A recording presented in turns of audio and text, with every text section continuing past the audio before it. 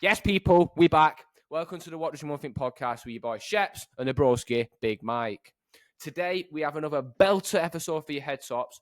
You know when you're scrolling on the Dieline and you catch one of those beautifully written deep dives into the world of design, packaging, storytelling, the whole works. And have you ever wondered who's behind those words? Well, today, we have them on the podcast. Please welcome everyone, Chloe Cordover. We're super excited about this episode. Love Chloe's energy and love what she puts out into the world. Chloe's a writer at the Dieline, a creative consultant, and an all-round legend based out of Savannah, Georgia, and also big up Chloe's mum. So if you're ready, grab a brew, kick back, and get ready because we're going to deep dive into how Chloe sees the design world from top down. Let's go. Let's go.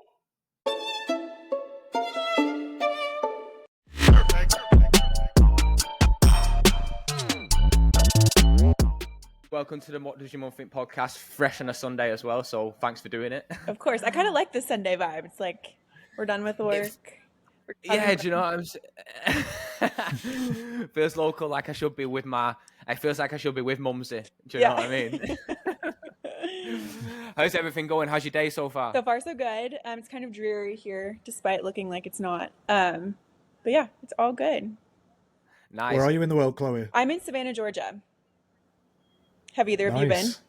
I doubt it. Never in my life. That's crazy, I did not actually know you were stateside. So that was really nice.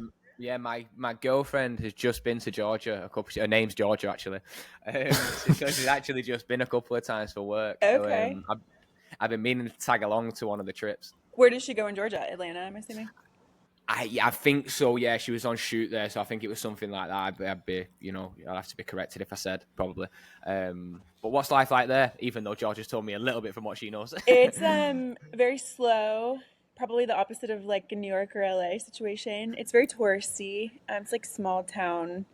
They call it the Low Country because we're like on the swamps and everything. But it's cute. It's very pretty. The trees are, beautiful. So I've only been here a year.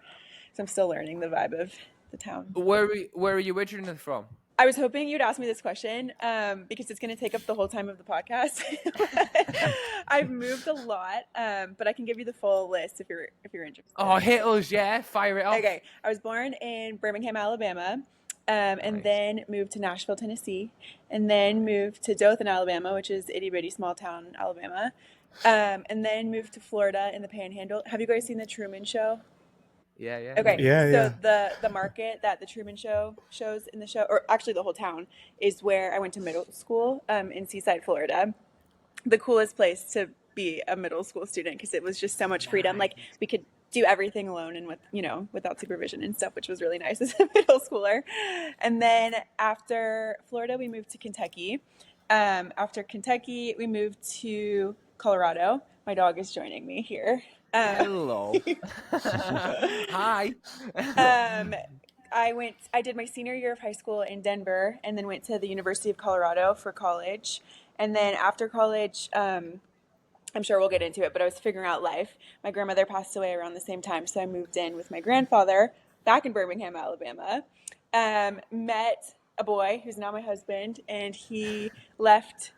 I met him in Birmingham, but he went to New Orleans for med school. And so I followed him there 2 years later.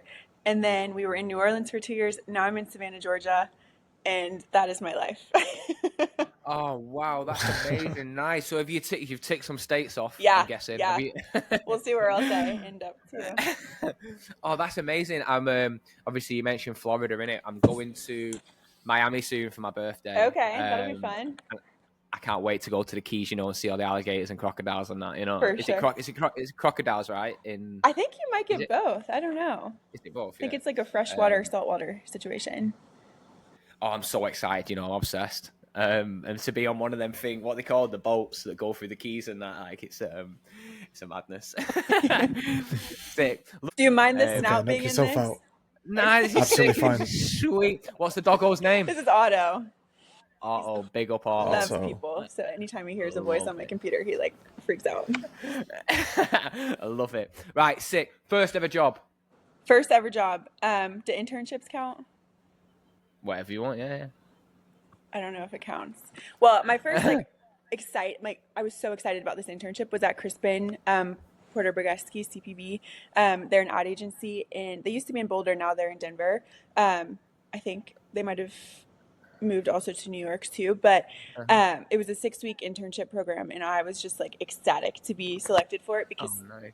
like 1,000 people applied for it and they only selected 6 people, and it was supposed to be like this game show situation where we all lived together, and there was 4 boys and 2 girls, and I lived with the other girl, and we did like interviews like it was a reality show throughout the internship, like in a private room with the recorder or whatever.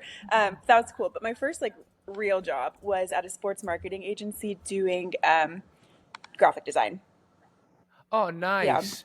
Yeah. So you kind of led into the industry through. I'm going off track now. I'm going to start asking That's lots okay. of questions. But so you shall we just build off these, Michael, and just go with it? Yeah, let's go with it. Go with the flow. Yeah. So did you study graphic design as well then? Yeah. So I studied strategic communication, and I wasn't sure if I wanted to go the design route or the copywriting route because professors told me there was no world in which they would ever cross over. In my first 2 years, I was pretty set on the design side of things, and then I took a copywriting class my junior year, and I was like, wait, this is it. But the reason I did graphic design as my first job was because I struggled to find the copywriting world job, if that makes sense. Yeah, interesting, nice. So then, what did you want to be when you were growing up? I always loved the creative world, but I didn't fully understand how it worked, and I didn't understand like what a creative director was, what an art director was, like I didn't understand all the different things. Yeah. So all I ever told people was something in the creative space, and I didn't fully know what that would be. Yeah, nice. So as a kid, was you naturally just drawing, or like just immersed in like creative activities and stuff? Trying to draw. I never actually was good at it, but I always was like pulled into anything creative. So like I was always into photography and graphic design and stuff like that. And in the middle school that I was talking about, I feel like that's where I fully figured it out, that I liked the creative stuff because it was kind of like, it wasn't a Montessori school, but it kind of was, in which we got to do this like mentoring program once a week. And so every Wednesday we would choose different paths. There was like a cooking section, a design section, a surfing section, like all of these different worlds you could explore.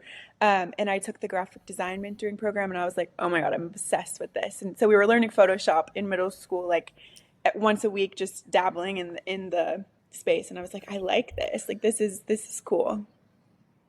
So right at the start of the conversation, Chloe, you obviously reeled off that you lived in loads of different places. So was that choices that you made yourself, or was it moving with family? Like, where did baby Chloe start off, and what was that journey leading up to middle school, finding graphic design to where you are today? Yeah, I was definitely not making those decisions. It was my family. My dad's job was just one that made us move a lot. But yeah, what was the second part of your question? Just to understand where you like your birthplace to what life was like growing up. Obviously, you moved around a lot, and that's for some people unusual, right? Mm-hmm. I mean, most people. I've got children. I actually just figured out, like my son, he's 4 years old, and he's lived in, I think, 5 or 6 different houses already, and I was like, that's pretty wild, actually. I think for me, I just sort of lived it. Actually, I moved around quite a bit, probably like 7 houses in my entire sort of like teenage years. Mm-hmm. Christian, how many did you live in? I guess I was one. Yeah. Most of my friends as well. Yeah. So when you hear about people, especially moving like state to state, like that's a lot, isn't it? So what was that like growing up as a child? For me, I got lucky because it was always at a break. So like in Birmingham, I was in I wasn't even in school yet. And then Nashville, it was just kindergarten. And then in Alabama, it was 1st through 5th grade. Florida was middle school. High school, I had a weird high school experience, so that doesn't really count. But I did 5 years of high school, 3 different schools in 2 different states. So I feel like that just like already doesn't really make sense. And then senior year at the high school was, I guess, the hardest, but also at that point I had moved so many times and was used to meeting new people and talking to different types of people. So it wasn't that difficult for me. And I feel like this is so cheesy sounding, but I feel like it's made who I am because I'm able to connect with different types of people, and I'm not intimidated by new situations or walking into a room and being the new person. So I feel like it's just helped me. I don't know. Yeah, that's amazing. Because like my son, he's just finished the first year of school ever.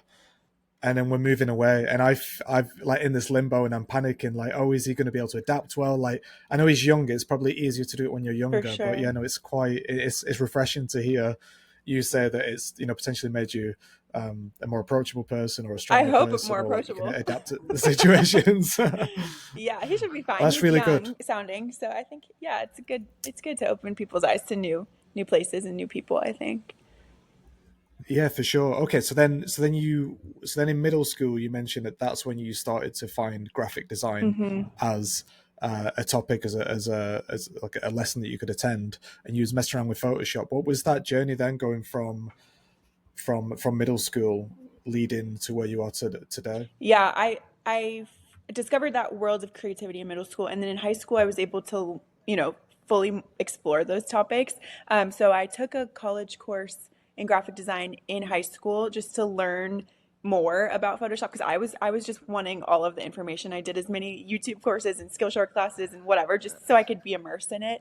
I also dabbled in the photography world. I didn't know where I wanted to be in the creative space, but I knew I wanted to be in there. And then when I went to college, I only applied to two schools, which is another crazy thing for people. I was convinced I was going to go to the Washington University in St. Louis because they had a really great branding and design program. Did not get accepted, which is fine. I'm not bitter because it all ended up being great at Boulder with their strategic communication program. And it was really focused on advertising and design, kind of mixing those worlds. But I minored in technology, arts, and media, which was even more of the design, photography, typography type world.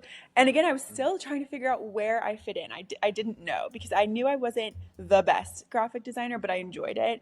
And then when I took that copywriting class, I think that's when the light bulbs kind of came on. Like, I can be creative without having to actually put design on paper, but still like be in that world. Does that make sense? Yeah, for sure, 100%. definitely. Yeah, definitely. So, talk to us about your journey to the Dieline then.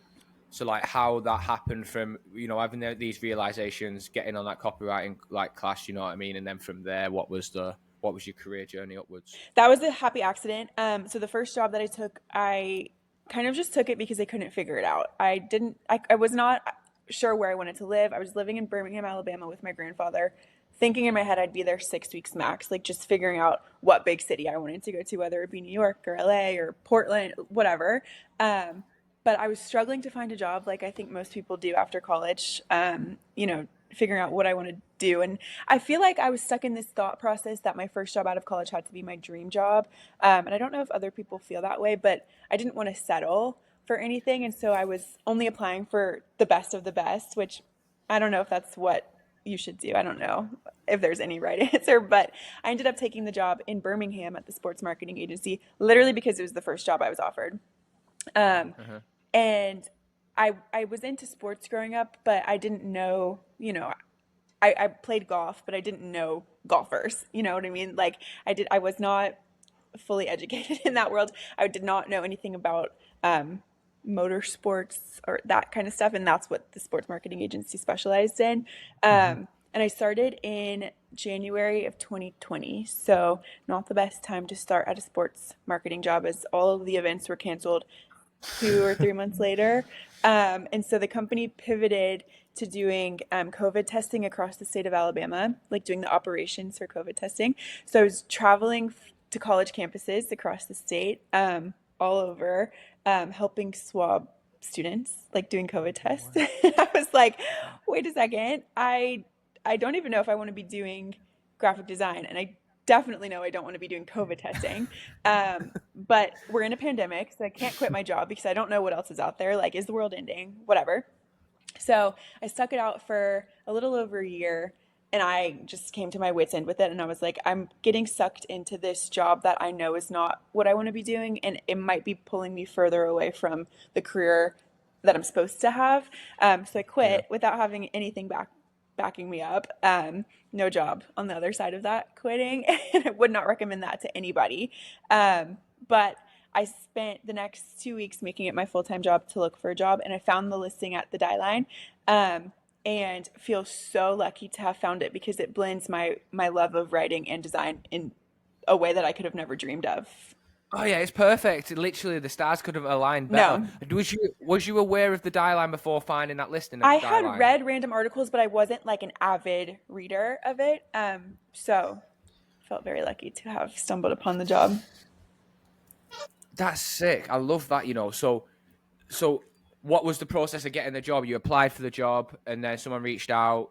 You got into it, and then you started building up from there. Yep, exactly. Yeah. Yeah, nice. So what fires you up most about that then? Like working for the Dieline specifically? Yes, broski, what's good? Lad, I'm just doing my big shop in China. Check out how crazy all this packaging is. Yo, mad thing. I'm just doing a big shot too. Check out all this sick packaging. Do you know what? There should be a design ceremony or something like that for all this sick packaging. What, lad? Have you never heard of the Dieline Packaging Awards? Ah? Oh, lad, entries are now open for 2026. Don't sleep on it. Get the recognition you deserve for all you and your team's hard work. Oh yeah, man, nice. Is it expensive to enter? They switched up the pricing this year so more people can enter. Solo designers, agencies and students, prices vary. Can you hit me up with a link? Yeah, bro. Check out dielineawards.com/race-deadlines. Yeah, man. Sick. Peace. I think just the people that I get to meet, and I've realized more about what I like in the creative space, and I've fallen in love with the trends of design and understanding the what's and the whys behind design trends, which is why I started my newsletter, which I think is probably what you see on LinkedIn most. But can you hear my dog squeaking in the background? Yeah, it's all Okay. good though. Yeah. I like the energy. Look, it's good energy. Yeah. It's not gonna stop.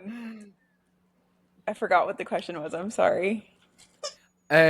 Like what fires you up most about the work that you do? Definitely supporting people's work and being able to showcase it on a different platform. I feel like really proud when I'm able to show people's work to other people and explain the design process behind it.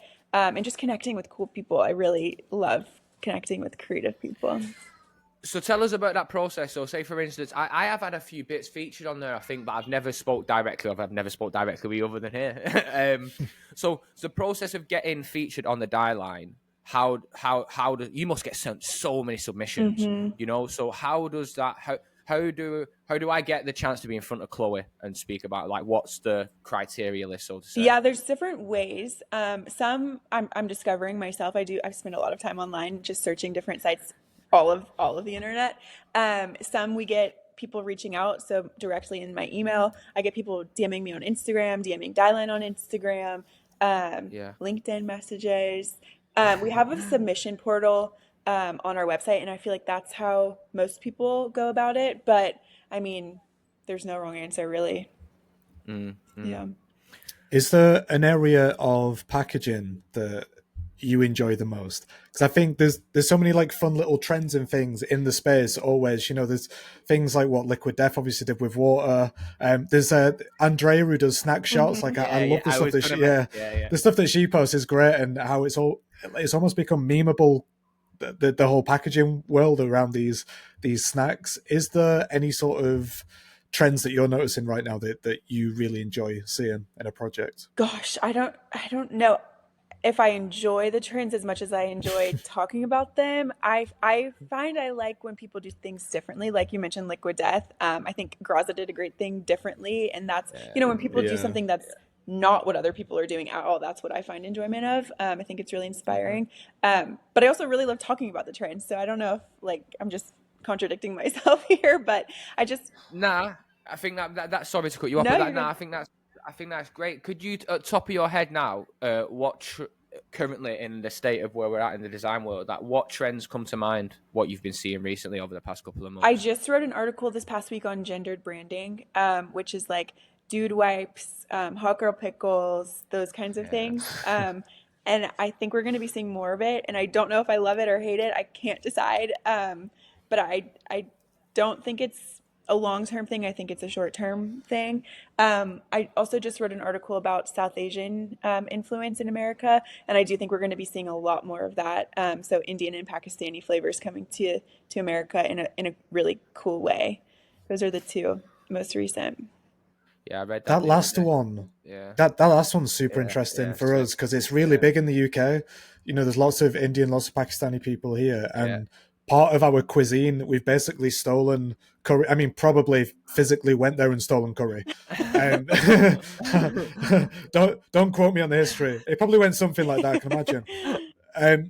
But yeah, like curry's just like it's almost just classified as a British dish now. In the 90s, there was always a really big thing about people going for like a beer and a curry, and I feel like there's places like Dishoom, which is like a really amazing food spot here, and they blend these like British Indian dishes together, and it's really cool and fun. So yeah, I love it when you get these cultural blends. I mean, it's so big in packaging as well, isn't it, with food and drink? Yeah, and the flavors come to life, but also how that looks on packaging I find really interesting. Yeah. It's tricky in it with FMCG, like you know, specifically talking about the soda market. Say, you know, Olipop creates this wave, and then all of a sudden Poppy comes, and another something with pop comes on, and everything's got like centralized fruit, and then everything look. You know, I obviously being in America, and I go to Whole Foods, as I'm sure you do, and you walk to that soda aisle, and literally everything looks the same. Yep. You know what I mean? It's crazy. And like obviously then you have the United Sodas that Centre did, and that broke new wave with its clarity and its cleanliness, you know, and stuff like that. But yeah, I think it's really to do that thing that's like you Graza say, you know, I think that's a great example of a opportunity in a very I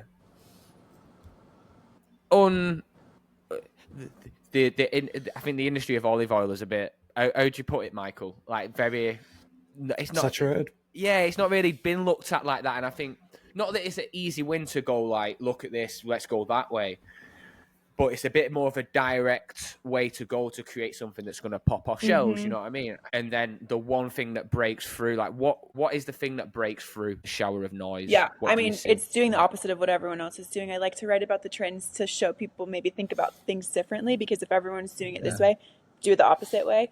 And right now I'm seeing this world in which like everything's better for you, or everything has something that's going to help you look better, feel better, whatever. But I think people are craving just like a treat.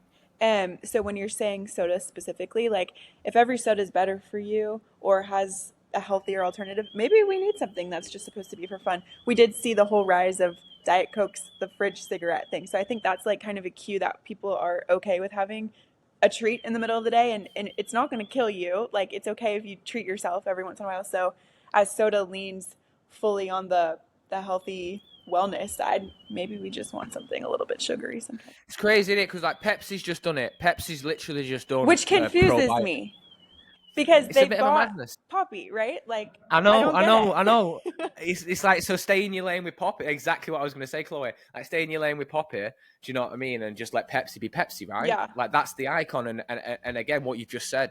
Do you obviously you're going to always sell natural Pepsi? Well, natural Pepsi, not normal Pepsi.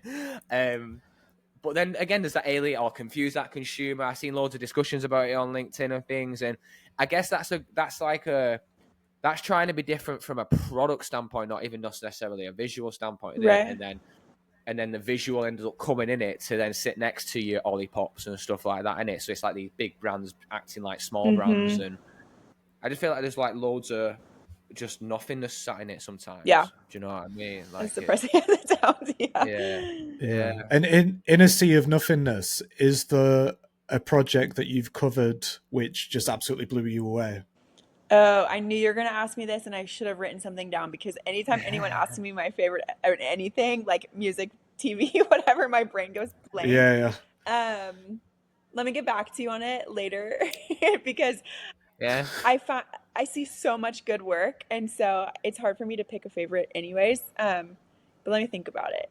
I do have favorite products themselves as far as taste goes, because I feel like sometimes the design can get in the way of good taste sometimes. But yeah, I'll think about the favorite design.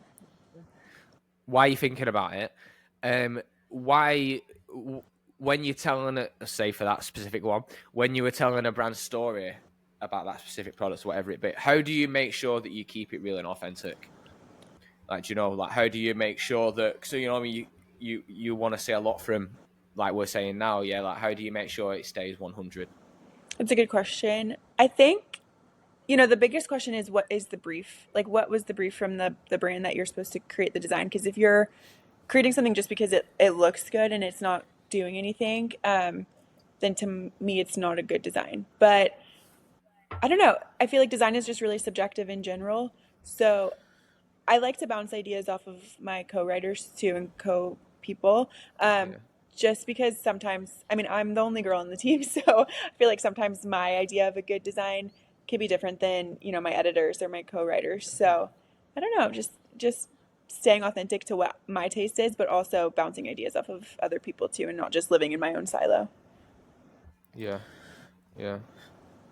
So when you're picking a project that will feature on the Dieline, what are the sort of key ingredients? Is it story? Is it, like you said, graphic design? Is it the actual product itself? Because I know we're talking about we're talking about packaging, but I'm guessing it's not like you're sitting down drinking that thing or eating that Right. thing. Then it's purely the packaging, right? So what is the criteria that you're looking for? And also, I guess you must pick ones that are good, ones that maybe aren't so good on purpose because they might be controversial.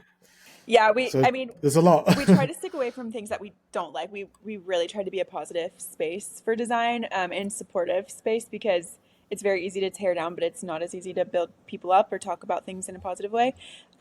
So the criteria is, does it look good? One. And of course, design is subjective. Yeah. So sometimes we reject projects that people are really proud of. And so I've gotten some heat on the back end of, denying projects, but it happens. The brief is one thing. Trying to think. I think doing something differently. So if the design looks like something we've seen before, it's not going to be accepted just because it's not an original idea. So originality, creativity hits the brief in an interesting way. But yeah, again, it's all subjective, so it's hard. You know what's tricky? Sorry, Michael. Let me land with this. So I think what's tricky about it as well, like I think it's great that you consider the brief, because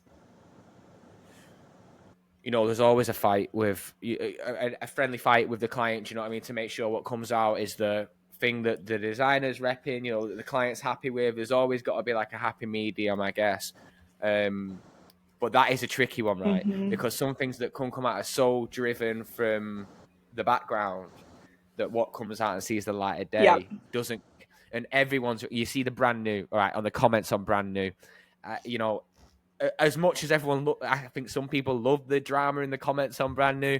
Sometimes it does stress me out if people hit like certain comments and like not really kind of like take into the consideration the journey that they've been on with the client. And if you've got a really tricky client to come out, you look at some work that comes out and it's like the real win on that work is selling it in.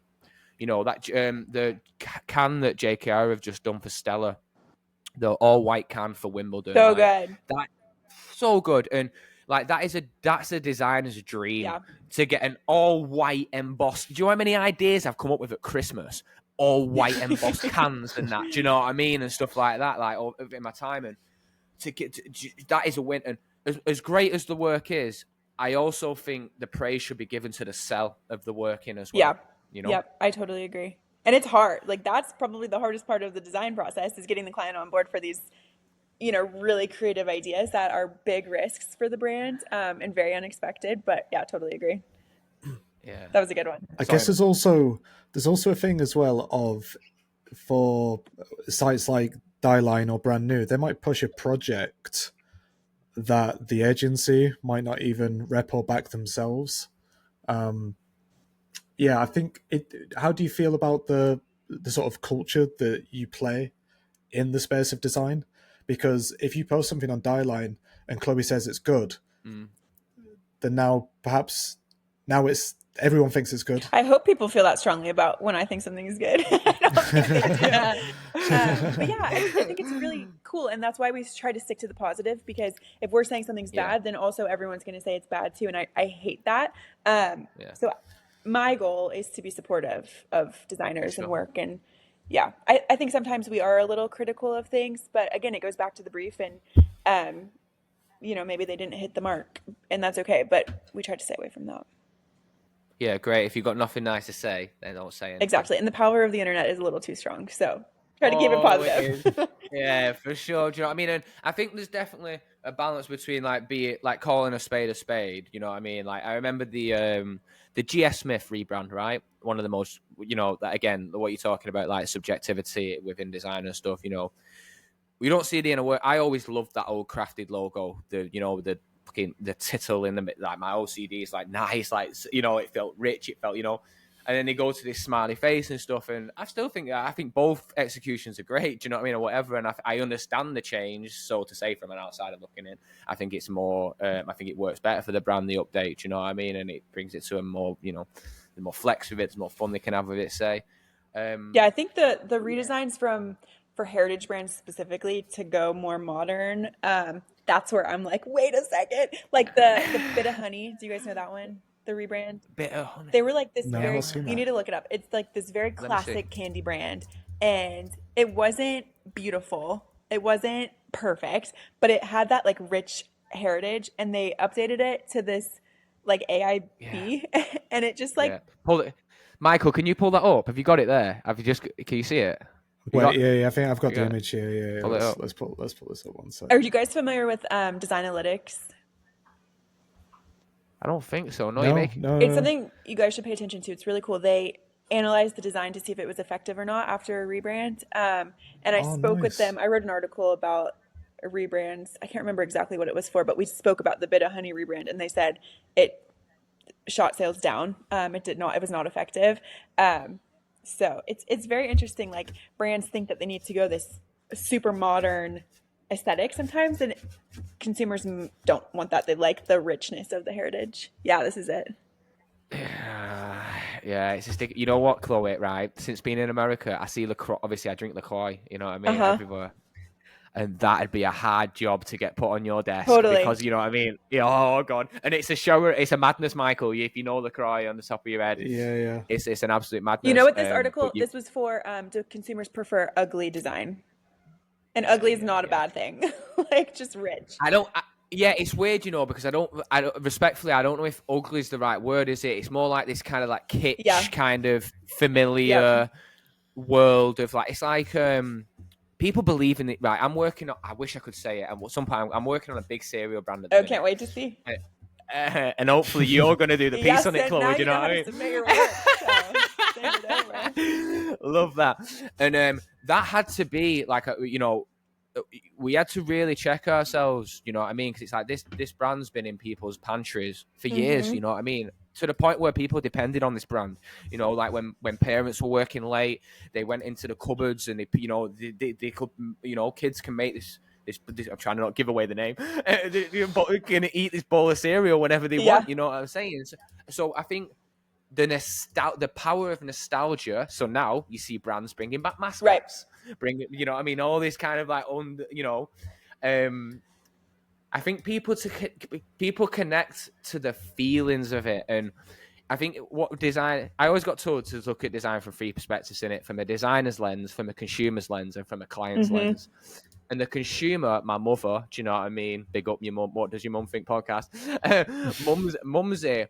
I think when I speak to my mum about brands, it's more of the feeling around the brand. She doesn't speak about the assets or anything like that. She remembers the warmth of Frosted a Tiger on Frosties in the UK, or so I think there's it's ugly design with heart. Yeah, 100%. 100%. I think the Manischewitz rebrand is a really good example of that too, because it's a brand that people are using around holidays and community and whatever. And then again, back to the mascots, adding that in. I am Jewish, and I spoke with I have an 80-year-old best friend, not to brag, who's also Jewish. And I was speaking to her about this redesign because I was curious, someone that's me and my age versus an 80-year-old who's literally lived with this brand her whole life around these rich moments in family. And it's just like hard to find this connection with these characters for her because it's almost too modern for the brand.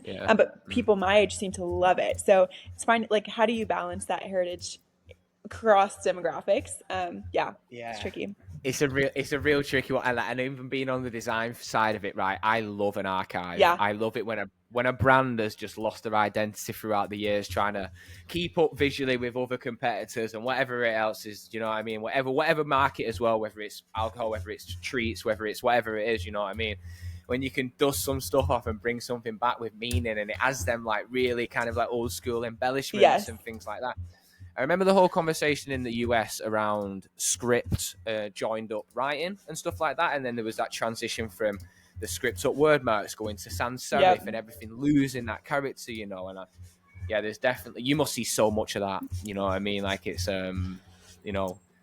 it's a funny one. I wrote an article for print about are we losing cursive completely? And it kind of dug into the history of like students learning cursive in schools, and now they don't learn cursive in schools, and those people become the designers that are using these fonts. And that's like what I love to learn about, is because in second grade this is causing the direction of design, which is like blows my mind to think about the power of education versus what we're seeing show up on packaging for our future. I don't know, it's just fascinating to me. I can nerd out on it. No, I love it too, Chloe. It's really interesting, isn't it? It's, you know what I mean? It's almost like the catalyst for the change in it, and it does always start from the ground up. And regardless how long them things take, that time to they naturally kind of flow into the progression of things in it. In the UK, I think everything's we still do. Do your kids, Michael, still learn joined up in school? Like, Yeah. But yeah, I other than taking notes and like doing a few sketches, like I don't really write that often. I can't read my notes, lad. You know what I mean? I can't read mine. I have to write them down, and then I have to type them back up in my Apple Notes straight away. And my hand gets so tired after 1 minute. I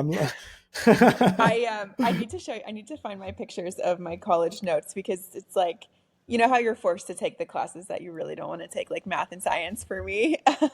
My notes for those classes, I was drawing clouds in the margin, but like somehow making it connect back. And everyone else was on their laptops taking notes, and I'm always the one that has to handwrite everything. Otherwise I forget it. I'm going to pull it up, because if I can find it, scroll way back on my Instagram. I really love handwriting everything. And now obviously I'm not handwriting my articles, so I miss that level of... Oh, here. These are my notes for my science class. Of course, not lined paper. It looks super beautiful. Look at the fucking state of that. Like, I can't even read it. Like, that is not a joke. I cannot read it. Oh, I am exactly the same. I don't know if it's like there's something in like shopping lists in it, right? If I write it in my notes when I go and do a shopping list, but I never look at the shopping list when I'm doing the shop. It's just in my head. So you know what I mean? It's active writing in it, and even for my own mental health, I try and journal and stuff like that. There's something about the pen to paper. Luckily, well, maybe, I don't know. I don't read back that much, but as long as it gets out of my head in some form of action, When you design, are you writing on paper first or drawing and sketching on paper first? Yeah, I sketch. So again, like always, you know what I mean? I'll have that first day of like getting told loads of big words from a briefing, what I don't understand. So I get the brief down into a sentence, I run away, and I just sketch for 2 days and get lost in sketching. And I'm the kind of person that, I know a lot of people are like this, but I'll sketch out one idea. Maybe sometimes it's usually the best idea comes in one of the first 3 sketches. But I'll still go around the houses and fill a sketchbook with terrible sketches. But just to find the gem. Totally.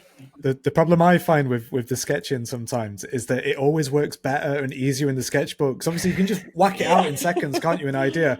You can bend the lines however you want them, put them as straight as you want or as messy as you want, and you're like, oh yeah, that idea works really well. And then you try to craft it on your computer, and you're like, doesn't work the same. It's good practice though. Like sometimes I will say, for instance, if I'm on a development stage and it's after the concept stages for me are very messy. Do you know what I mean? Like very up in the air. My desktop's a mess. Everything's a mess. Not just my computer desktop, my old desktop, my whole everything. But then when I get to development and the narrative starts getting tighter, I do like to consider typographic forms a little bit more. With just a fluidity of the hand to try and embrace some of them weird things that I wouldn't necessarily do on the computer.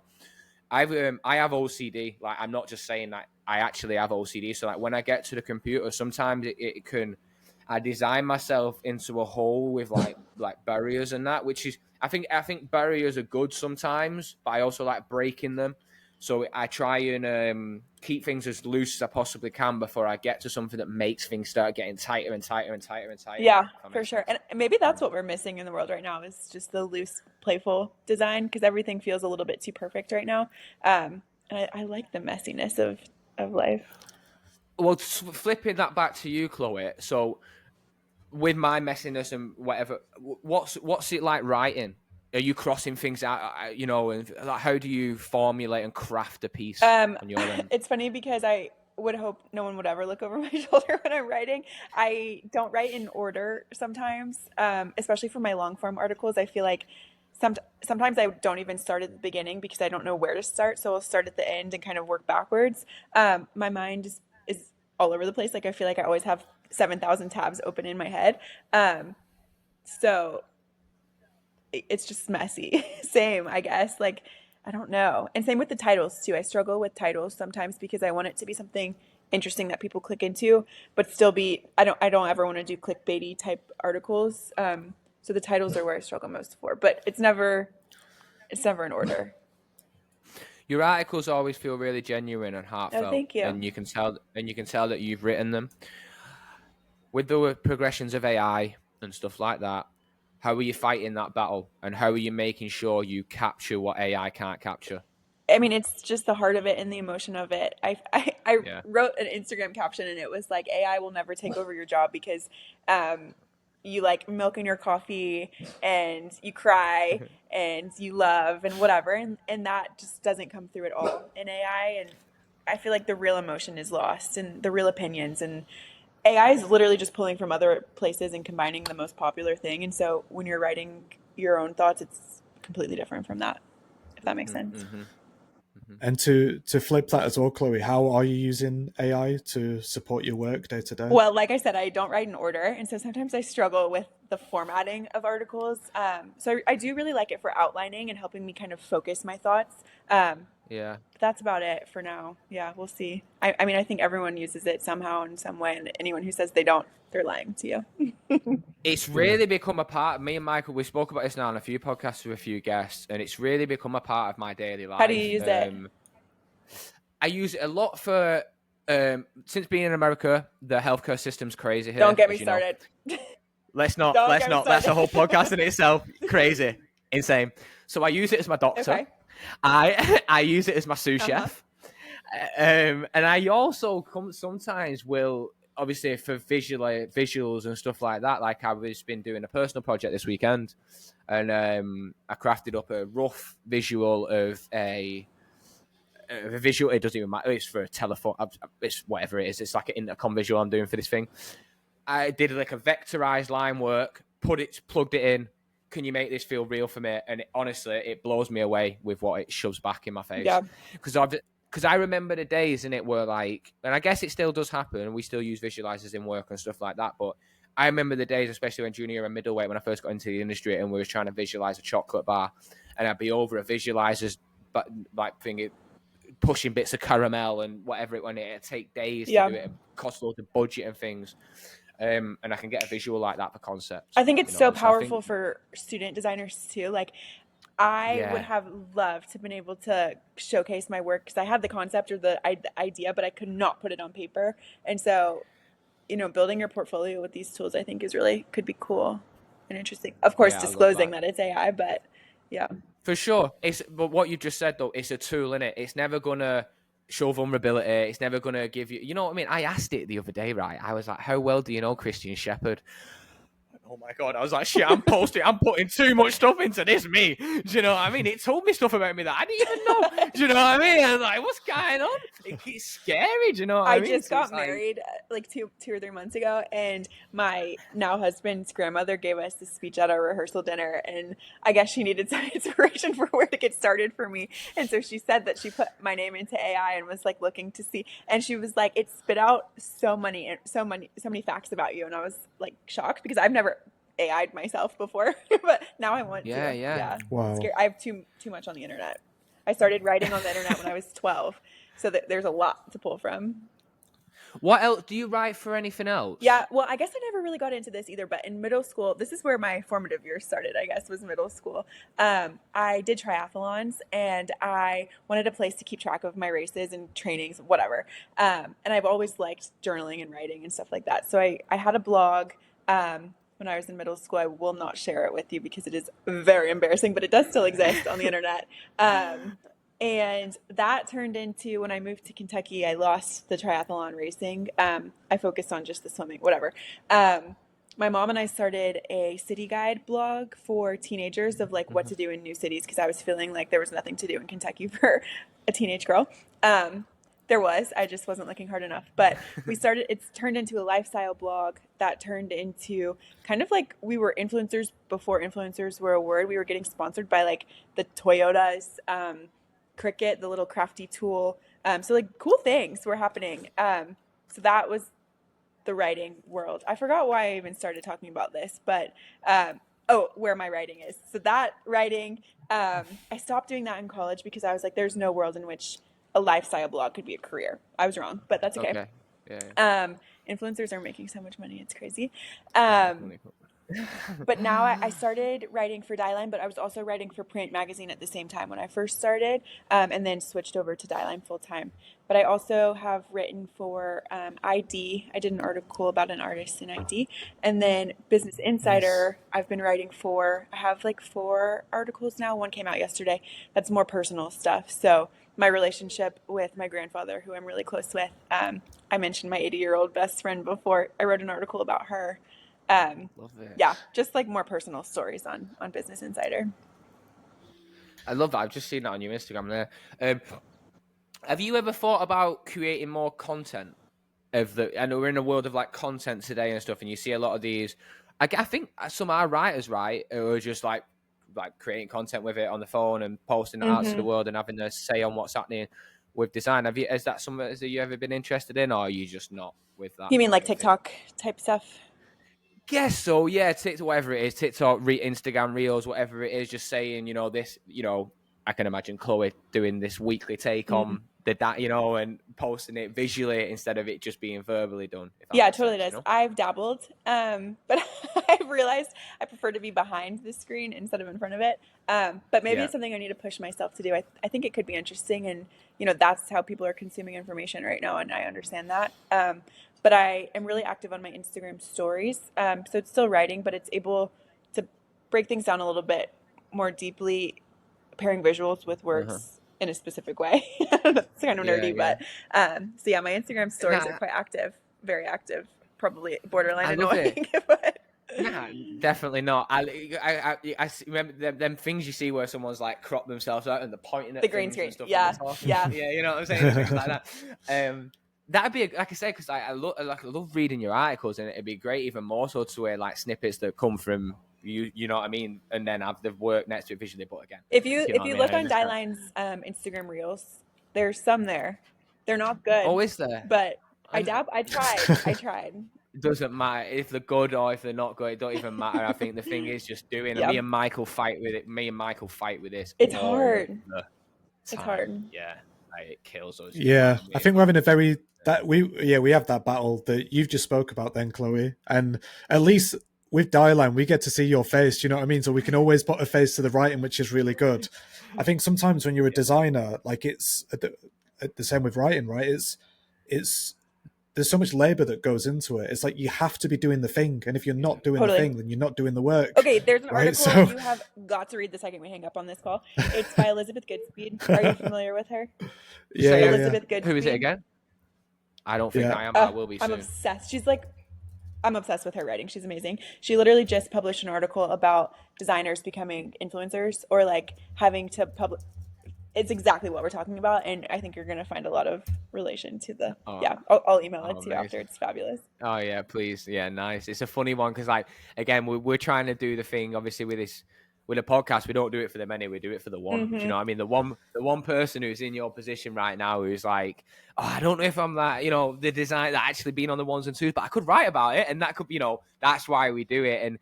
But like her formulation then is like, how we put this out to the world to make sure it's, obviously authentic, all that kind of stuff, but also really considered. And it's your response, and it's like there is some on the die line, but they're rubbish, and they're like me and Mike, and it's like, but they're there. Do you know what I mean? And like other people aren't there, and I think that's the thing. And me and Mike will just tell ourselves just to keep. Well, I saw on LinkedIn that you guys, your last podcast that you did with the intern whose name I'm blanking on. I watched that one. I love that episode. But you posted a little clip of him on LinkedIn, and I love that. I feel like that works perfectly because the content's already here. So just Exactly. And we've been getting a bit of traction from that. So with this now, like, do you know what I mean? Snippets come out of there, and I think from them little shorts, we live in a world where people. I sent a podcast to my friend the other day. This is a perfect example. I sent a podcast to my friend the other day, an hour 45-minute podcast. I was halfway through it, listening, enjoying it. He's like, "Over in 45 minutes, I'll wait for the snippets." Do you know what I mean? Yeah, and it's like what? Like, it scares us. Yeah. Well, at least you're doing design, and I mean, it's different for podcasts, I guess. But for design, it's consumable content like quickly. But for 1,000-word articles, like I fear that I'm just writing into the void, and no one's actually reading this stuff because it's long, and people aren't sitting aside to read long things anymore. But people are lazy, innit? Do you know what I mean? People, like I love Katie's on Katie Cohen's on Creative Boom. I love the way she writes too. Do you know what I mean? And I like how she makes things kind of like digestible, not just verbally but visually as well. You can tell she's from like she used to be a designer or something, and I think, and maybe the editors that she works with, but she designs the text in a way where it's like I can read it on my lunch. You know what I mean? And then pick things up and put. It feels quite sometimes anecdotal as well. Which is what I try to do on my LinkedIn and Instagram stories, is kind of distill it down, and whoever's interested can read further. But I feel like sometimes it loses the power of the piece, and people are like, "This is." They comment things. I'm like, well, if you read the whole article, you'd realize what I'm actually saying. But that's fine. Yeah, I get in my head so much about that as well. It's like I'm just gonna say this little snippet, but this doesn't capture everything that I mean, and I know that some people could take it like this or that way or this way. So then I don't post it. I try not to and I'm like, it. We'll just post the thing. I mean, people are going to find ways to hate it no matter what. So just post it. So we've just spoke about, social content. We just spoke about AI. We also just spoke about kids not learning cursive, which was a big thing. So there's lots of big shifts going on in the world of packaging and branding right now. Where do you see us going in the next 5 years? Oh God, I wish I had a fortune teller. Actually, you know what's funny? I got my tarot cards read yesterday, which is something that I've never done before. You can tell us everything then. Yeah, so I know it all. No, I don't know. I think there's a big craving for he's back. I love it. A more handcrafted approach, and I'm plugging all these articles, but they're because I actually believe these things. I wrote this article about brands doing packaging where people can interact with it, and I don't think that's the future, but I do think it's telling of people wanting a more hands-on approach or more handcrafted approach. So like Gia did the bottles you can draw on, Brightland did the bottles you can draw on, stuff like that, where people, I don't know, it feels more personal and more, I guess, less AI. Not saying you can't use AI to get there, but just more personal, not perfect. Yeah. Perfection destroys humanity. Yeah. And I think that this is a common thread, I think, which is going through all of our heads right now. I think that need for that handcrafted humanness feel of things is always going to win over some of the bullshit that's just been spat out by AI. So yeah, I'm really, really excited to see where that goes. And I do feel like we've almost been there, I think, for the past few years. There's been such a resurgence of like pottery and handcraftedness and so yeah, no, it's quite exciting to see. I was watching goes. all your podcasts. I watched the one with Mike Perry, who I'm obsessed with, and he's great. The part where he was talking about thrifting everything for the bar, I loved that because you can't recreate that. Like that is, you can't go to the same thrift store and buy the same thing, ever. So just the richness of things and like the old school culture without being able to be replicated, which is hard in packaging, obviously, but yeah. Yeah, it can be tricky. You know what? I meant to post this on LinkedIn. Actually, I forgot about it. You just reminded me. I went to Mexico. I went to Mexico recently, and I seen the new sugar warnings that they've got on things. Have you seen them? They're like the big. Wow, that's a game changer. And I swear America are going to have to embrace it as well, right?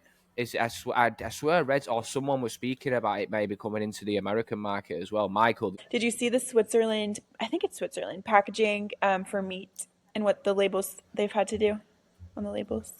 Okay. no, show me. Michael, can you It's find on the it? Dieline. You can look it up on the Dieline. Nice. Basically, they're having to put warning labels about how an animal was tortured to be processed. And it's like very, very transparent, almost like would make me go vegan. And I've never considered being vegan ever in my life. But having that on the packaging, and it's like the big like nicotine warning label, same concept. Oh shit. Oh yeah.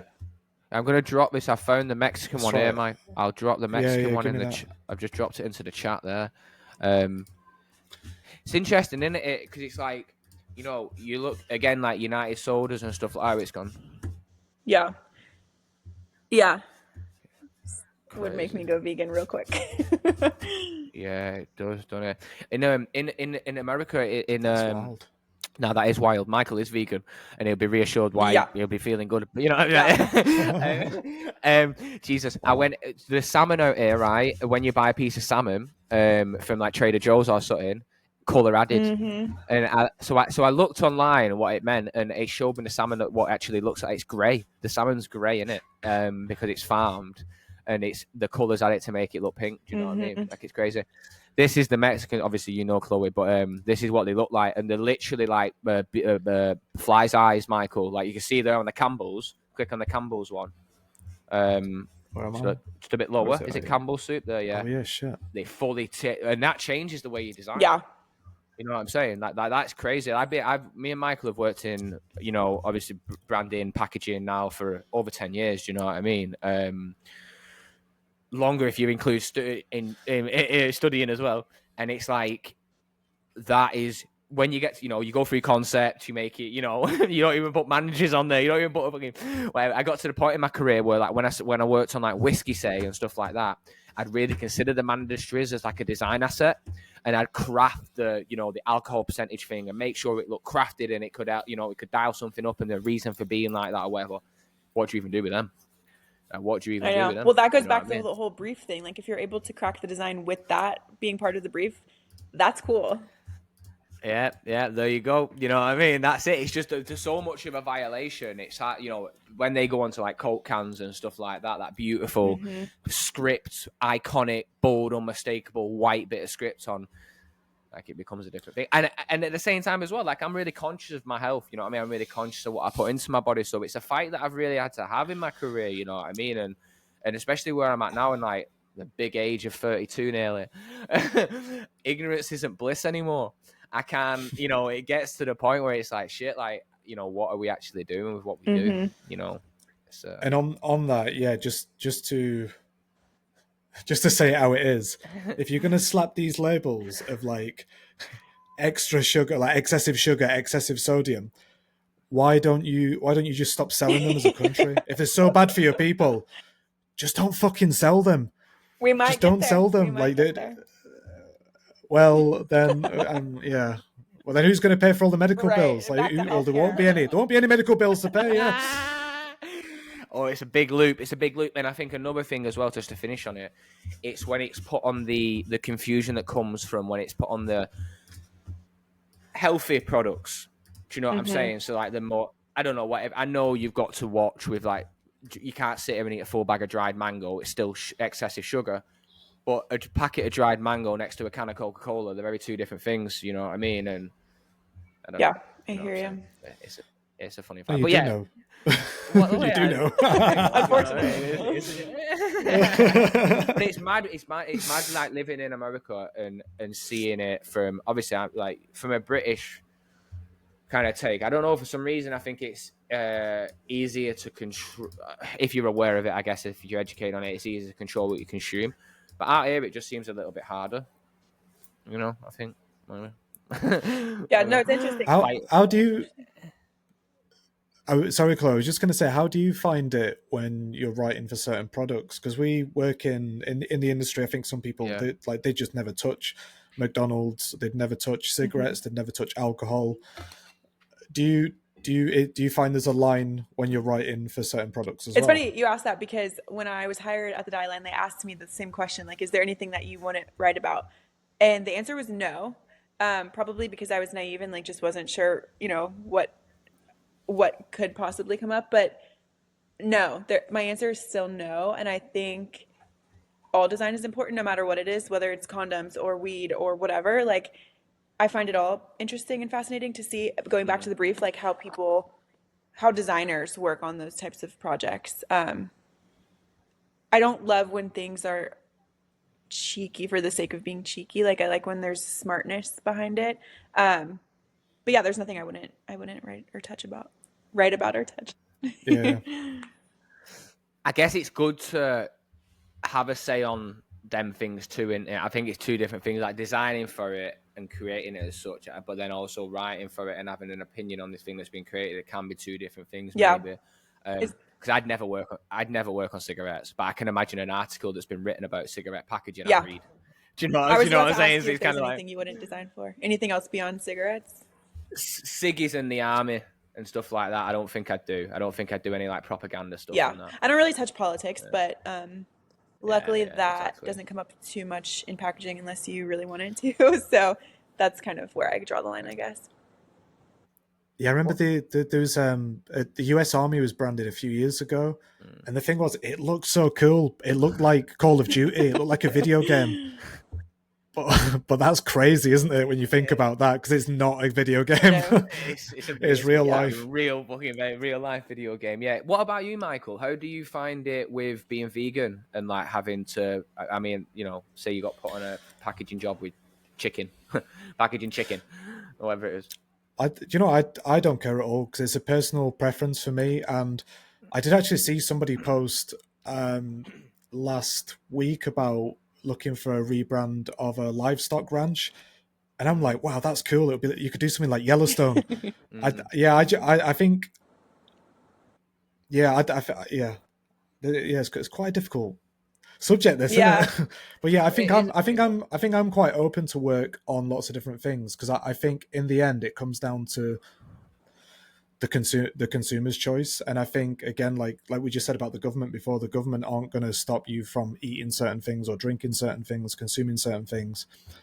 It's a free-for-all, and everybody's got to make these conscious decisions for themselves. So like I wouldn't consume meat purely just out of, I just don't think I could stomach eating it anymore.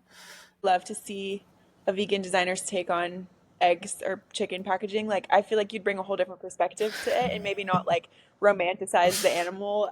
Probably, I don't know. I think it'd be interesting, the different perspective of it. Yeah, you're right. Yeah, you are right, Chloe. That is really interesting, Chloe. You're right.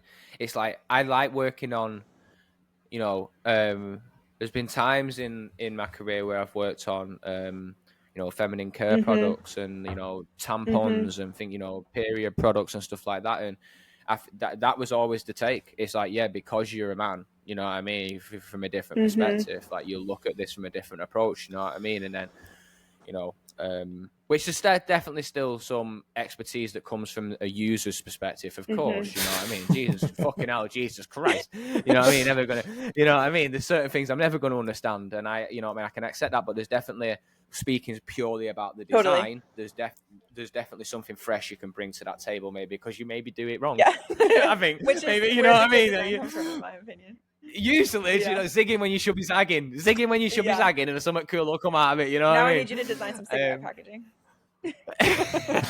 Just to see what it looks like. It's a sticky one, the weed one. It's mad because I remember that transition in the UK when they all went brown and they all went, you know what I mean, and just like a Helvetic typeface showing the health causes, concerns and stuff in them and stuff. And I've never read the statistics of, maybe there's a good on that design analytics, what you mentioned before, but it'd be interesting to see the take on it from what it, you know, the downfall maybe. Well, hopefully it's. I'm sure it's on there. They have, I mean, it's just all data based design or design based data, whatever. Yeah. Because cigarette packing's really cool, isn't it? Well, the old ones are the mouth. Like Newports and stuff like that. Yeah, sick. Yeah, fucking hell, that red house or whatever it was on. I don't know what they call it. Marlborough, like iconic, man, and like Mad Men times and stuff like that when they're just sat on a table and stuff, and it's like red and white and like Supreme. Yeah, that's what I want to see really more of. is, Not cigarette packaging, but like that rich heritage brand. Like, I don't know, I miss that aesthetic, I guess, and not like the characters and the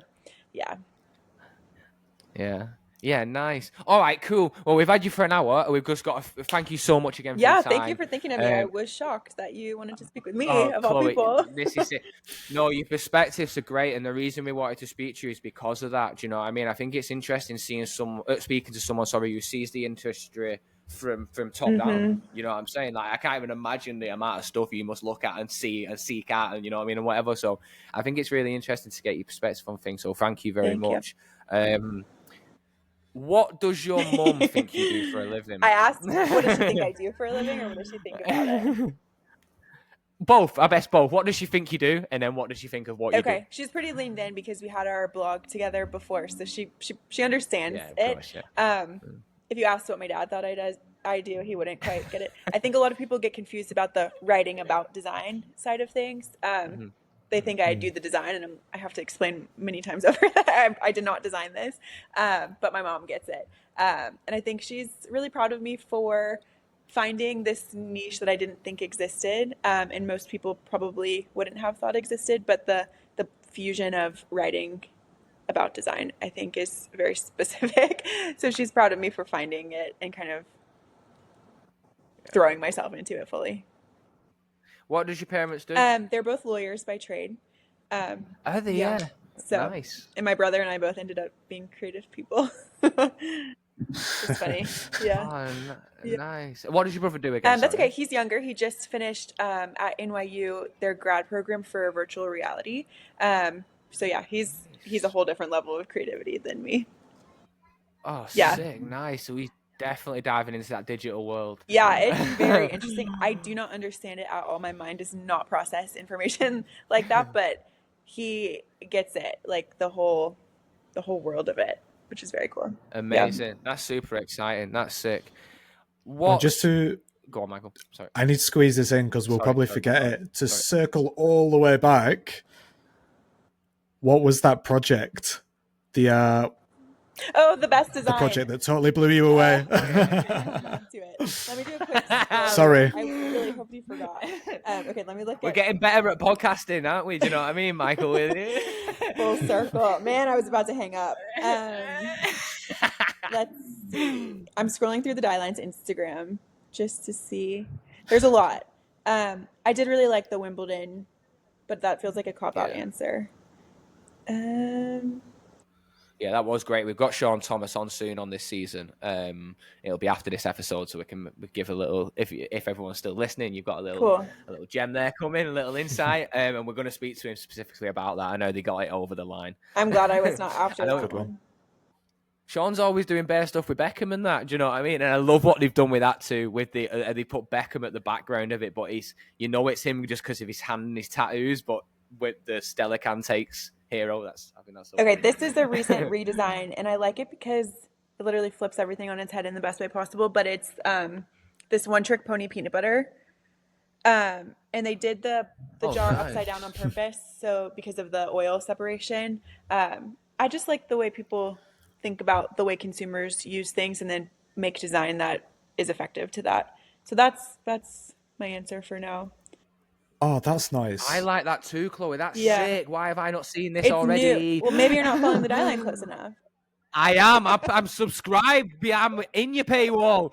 Do you know what I mean? I know we put so much content on the site. I feel like everything sometimes gets like where do I even look? But I don't know. Everything that I write about is something that I really like. So this is why this question is so hard for me. No, this is a great take. I love this. And like you said, the innovation from turning it upside down and stuff like that. And I love how it just doesn't look like peanut butter. You've got a fucking unicorn on there when most people have squirrels or things and stuff. And this is, I love the name too. Yeah. Can you, wait, how does this work? I don't know if I'm being silly. No, you're not. So it sits on the shelf like this direction, but the lid is on the bottom. So then you tip it so over. When you're using it, everything looks upside down, but when it's not in use, it looks straight up, even though the jar is what we think of as upside down. Oh, that's so good. It is good. Yeah, I like that, because it all gets stuck to the bottom, doesn't it? And the oil is always at the top, so when you flip it over. And like I'm not a huge peanut butter person, but at my parents' house, they literally keep their jars upside down for the oil separation anyways. So it's just like, I don't know. I love when people are smart people. and clever about consumers' behavior. Oh, straight away. And like, I would have been coming up with the logo ideas that read both ways, Exactly. that do this, do that. Do you know what I mean? And all that kind of stuff.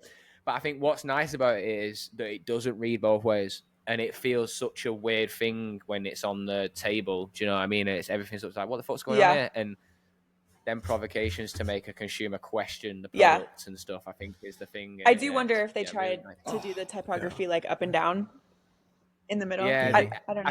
I think, I would have definitely tried to do something that still, Yeah. I think, would have. I'm sure they played around with it a million times. Definitely, 100%. I'm not doubting that. Yeah, sick. All right, cool. 2 questions left, Michael. I'll do one. You do the other one. Sorry, I'm so mesmerized by this peanut butter. I'm glad so good. That is a good one. It's because I love the oil separation so much. Yeah. For me, that's like cracking open a bloody can of beer on a Friday. Like when I open a new tub of peanut butter and it's got that oil separation, I'm like, yeah, this is so good. And then what I hate the most is that bit that's stuck at the bottom. So yeah, I love this. I'm waiting for someone to do something clever with toothpaste, because that is one. Toothpaste and bacon packaging are the 2 formats that I find the most frustration in. So those are the, that wasn't a question, but that's what I'm waiting for people to. Nah, the toothpaste one is good. Yeah. These mundane sort of household things, products that we use, like washing up liquid, and they're sort of untapped, aren't they? And especially the toothpaste. In the UK, we have these color codes on the back of them, which is like green and blue and red and black, and they represent if it's natural or if it's got fluoride in it. But nobody actually knows that. Yeah. No, unless you have Googled it or tried to research it, like nobody has any idea what these things mean. So, I love those. And I hate squeezing those spaces. The Very tube. Untapped. Have you guys ever cut your toothpaste tube in half? Every time. Yeah, every time. So there's probably a design idea in that. Do you know what I mean? There's another one, like spices. I have a thing of spices. Do you know what I mean? Like in my ward, in my pantry. Sorry, I don't know why I always say pantry these days. Is that an American thing? It is an American. I mean, I say it. You know what I mean? You know what I mean? My pantry, getting the trash out, going up the elevator. What is it called? And every time I pick up every spice to find paprika or to find and fucking cinnamon and cumin, I've been making banana bread and put cumin in it so many times to the point where I don't even tell the missus anymore. She's just like, do you know what I mean? It is really interesting. And again, the toothpaste one too, like every time you roll up the bottom of it, you cut it in half, it makes a mess, it's everywhere. Like, and bacon too, like you have to open the whole, bacon and salmon, you have to open the whole thing just to get a little bit, and then you close it back up and put it in a Ziploc bag every time. Yeah. Frustrated. Yeah, it's a mad thing that. Yeah. I try to use the vessel for my chicken. Sorry, Michael. For my chicken breast. So offended. I try and use the vessel for my chicken breast to marinate it in. So I marinate it in it's got some form of a second usage, I guess, and then bin it, you know what I mean? God, we're putting the world to right here. This is good. You know what I mean? They just need to ask us more. I love it. Okay, great. So, really quick 2 questions before we leave you. What's one brand or product from your childhood that you'll always love? We kind of touched upon this recently with the branding and that kind of situation, but oh gosh, that kitsch design, maybe, that one that lives with you. You know what I mean? I don't know if I have a good answer for you. Do you can you ask the second question and I think about the first one? Please go on, Michael. Drive. If you weren't doing this, what would Chloe 2.0 be doing? I think I'd be a teacher. Would you? Teaching what? Not design. I think I would be teaching elementary school. Yeah, Nice. that was something I didn't bring it up earlier, but it was something I'd always kind of gone back and forth on, being a teacher or being in the creative space. But I do think there's a lot of creativity in being a teacher. And I have always loved, thinking about the ways people think about things and learning things, which goes to the same thing of writing about design, is everyone's consuming things a little bit differently and processing things differently. So I think there's actually a lot of crossover in those 2 worlds. But yeah, being a teacher. And who's to say I might not still do it one day. Still time yet, Chloe, straight up. Love it. Okay, back to the first question. That was harder. I guess Lay's potato chips. Lay's potato holiday crisp, we call them. Holiday crisp. Walkers, obviously, it's in the UK, in it. So when we go on holiday, we see Lay's. Yeah. It's like holiday chips. Yeah, and I think it's because we weren't allowed to have them growing up. I lived in like a very healthy household. My household now is not as healthy, but anytime we would go on vacation or whatever, go to the gas station while we were on our way to vacation, we were allowed to pick one treat snack, and it was always potato chips for me. So, yeah. Oh, nice. Back to the iconic memories, as well. being in the feeling of it all. Yeah. Yeah, definitely. Oh, I love it. This was so great. This is awesome. I loved it. I love Thank where the you. conversation went. We always have like a few prompts. Like we had these sections of like background, industry insights, culture, and person, whatever. But that would just flow so naturally, Chloe. So yeah, that was great. Cool. That was I really enjoyed Thank you. that And thank you guys episode. so much for thinking of me. You have very cool people on your podcast, and I don't feel cool enough to be one of them. You are a cool person, Chloe. Don't you let anyone tell you any different. You know what I mean? Fuck all that. Yeah, I love it. Yeah, sick. Right, well, listen, thank you so much. I'm sure we'll speak soon. I'm hoping that you're going to write on when this series. Yeah, I cannot wait. Email me it. I'll be getting in touch. I will be getting in touch. Best believe.